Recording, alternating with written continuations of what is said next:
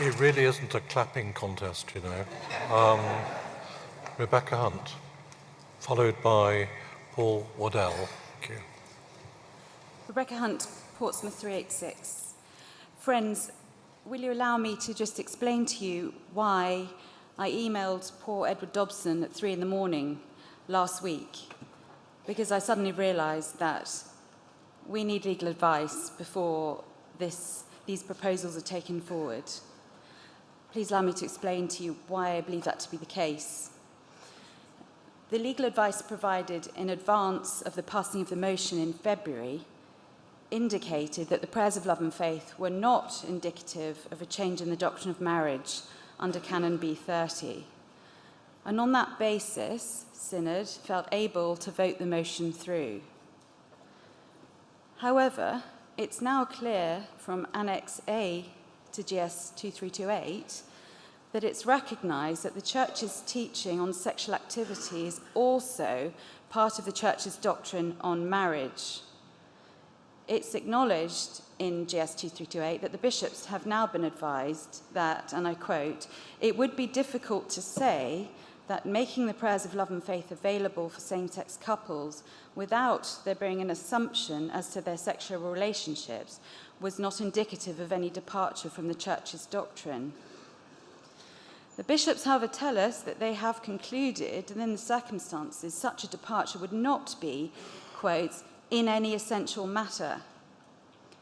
This is apparently on the basis that this would be, quotes, "a small change in matters which are regarded as doctrinal," and that they would still be safeguarding the essential doctrines of the Church of England. But this is despite the fact that GS 2328 clearly accepts that the Book of Common Prayer teaches that marriage, quotes, "is the proper context for sexual intercourse," and it is the Church's understanding that the place of sexual intimacy is within marriage.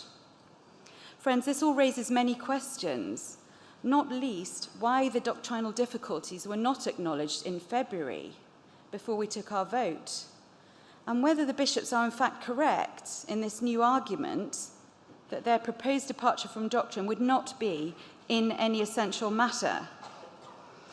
Bearing in mind the Church has been considering issues around this since 1978, it appears to be a most surprising conclusion to come to. It's also inconsistent with statements made by the House of Bishops as recently as 2019. It was also confirmed this morning by the representative of FEOC that they consider the doctrine of marriage, which includes the place of sex, not to be a matter indifferent. As such, I suggest that the conclusion of the bishops seems open to serious doubt.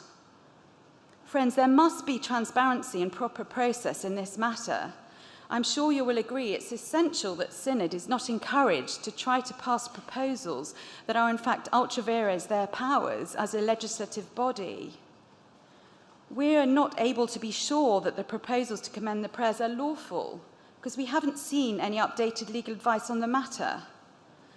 As part of our responsibilities as legislators, we need to be satisfied Thank you very much. that the proposals are lawful. Thank you.